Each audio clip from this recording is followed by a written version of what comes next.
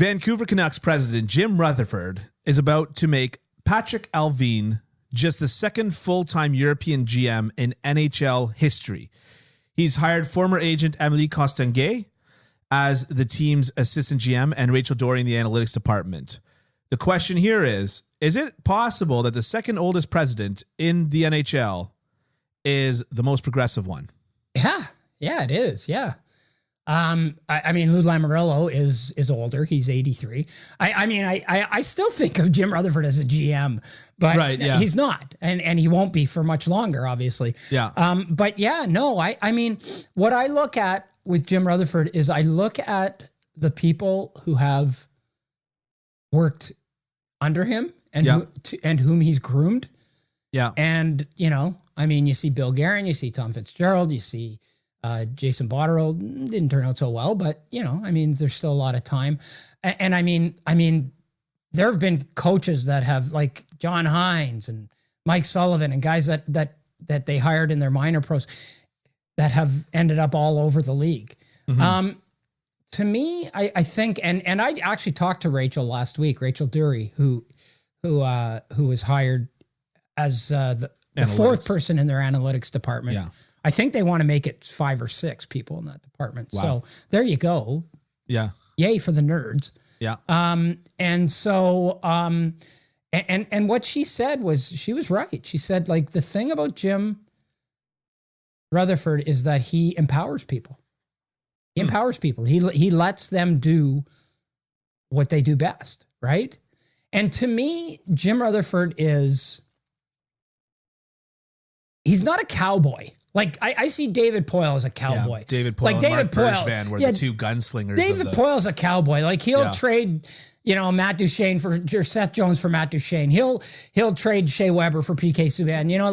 Like he makes these big, massive trades, and he's the cowboy. Like, he's but Jim, I see as a guy who has been successful. He's had, he's been around for a long time, so he should be winning a few cups here and there. Yeah. But he's successful because he makes up his mind. Mm-hmm. He's decisive, bold, and he doesn't look back, right? Right. Like, he does things, and when he does them without fanfare. He just does them very decisively, with conviction and very boldly, and then he sort of sees what happens. Yeah. Right? To me, it's really interesting. Because, particularly the Emily Castonguay and Rachel Dury hirings.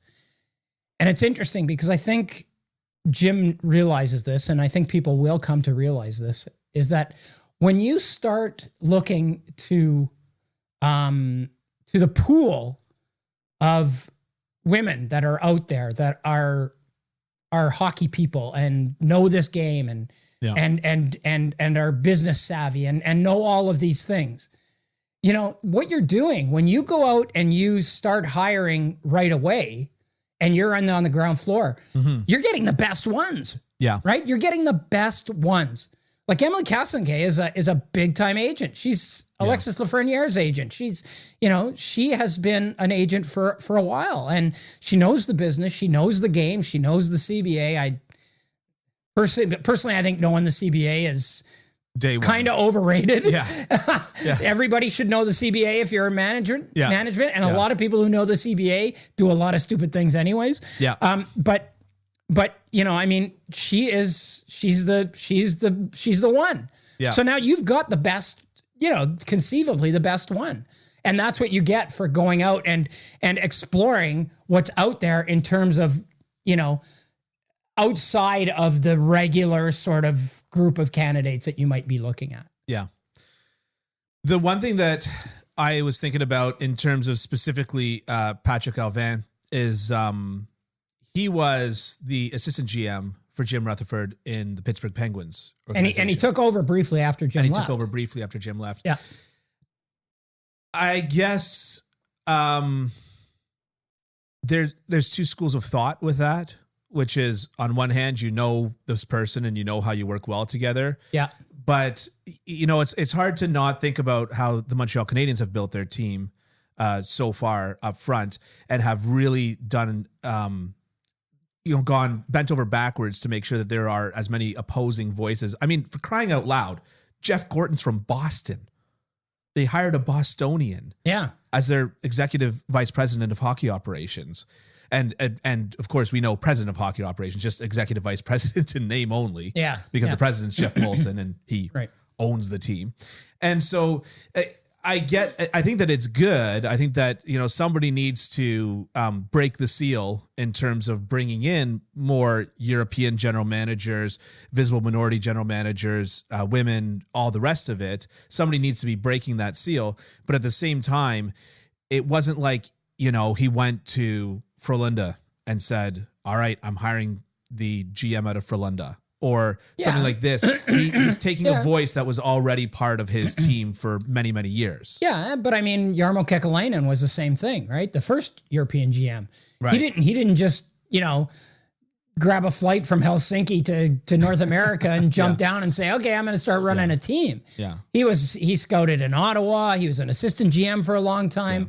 I mean, you do have to sort of, you have to kind of learn the business over here as well. Yeah. So, I mean, if you're going to go to Frölunda and take their GM, or you're going to go to, IFK Helsinki or Jokerit or whatever, then you take them and you say, okay, well, come on, we'll integrate you. We'll start you in the process. Yeah.